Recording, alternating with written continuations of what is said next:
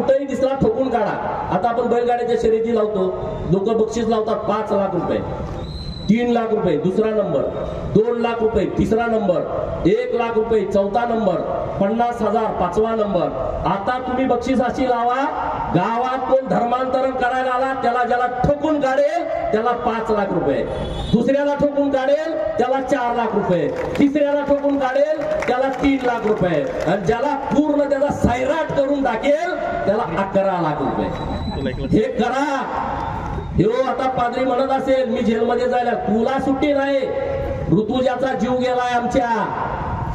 अरे तिचा जीव गेला, एखादी आत्महत्या महिला करेल ती जास्त विचार करणार नाही, पण तिच्या पोटातलं 7 महिन्याचं बाळ घेऊन ती आत्महत्या करण्याचा विचार कधीच करणार नाही।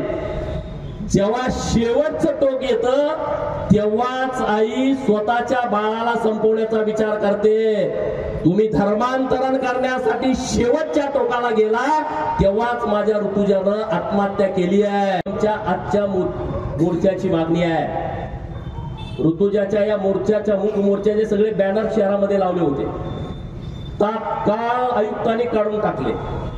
आयुक्तांना आमच्या लोकांनी विचारलं तर म्हणले एसपीचा फोन आलाय।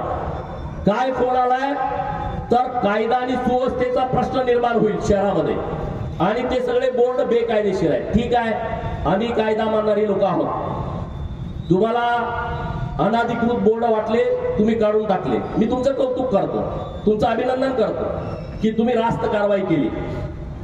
तुम्ही जशी अनाधिकृत बोर्ड ऋतुजाच्या मुख मोर्चाचे काढून टाकले, मला सांगली मिरज कुपवाड महानगरपालिकेच्या आयुक्तांना सांगायचं आहे, सांगलीच्या जिल्हाधिकाऱ्यांना सांगायचं आहे, जिल्हा परिषदच्या सीओ आणि पोलीस अधीक्षक एसपी या चौघांना मला सांगायचं आहे, ज्या पद्धतीनं तुम्ही सांगलीमध्ये ऋतुजाच्या मुख मोर्चाचे अनाधिकृत बोर्ड म्हणून काढून टाकले, तशा पद्धतीनं उद्याच्या उद्या या सांगली मिरज कुपवाड शहरामध्ये आणि सांगली जिल्हा ग्रामीण मध्ये आणि सांगली जिल्ह्यामधल्या नगरपंचायती नगरपालिका मध्ये जेवढे बेकायदेशीर प्रार्थना स्थळ आहेत त्यांची यादी उद्याच्या उद्या तुम्ही आम्हाला द्या, ती यादी घोषित करा आणि तिसऱ्या दिवशी त्याच्यावरती बुलडोजर फिरवा।